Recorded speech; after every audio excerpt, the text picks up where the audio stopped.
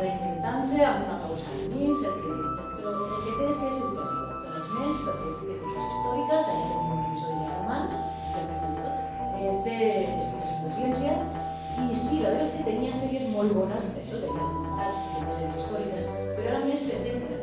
I a més, és l'única persona que ha escrit un article sobre això a l'estat espanyol. Doncs el compositor, Ron Traineros, que havia era especialitzat en música de televisió i cinema, va fer una melodia senzilla, molt senzilla.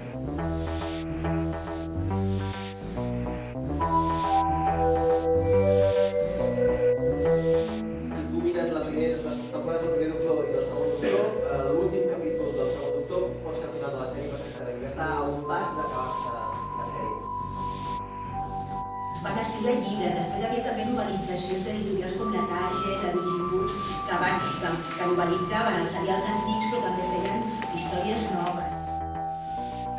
Hi ha disponible ara, gràcies a internet, gràcies als inventors d'internet, tota una cosa que abans jo no havia accés.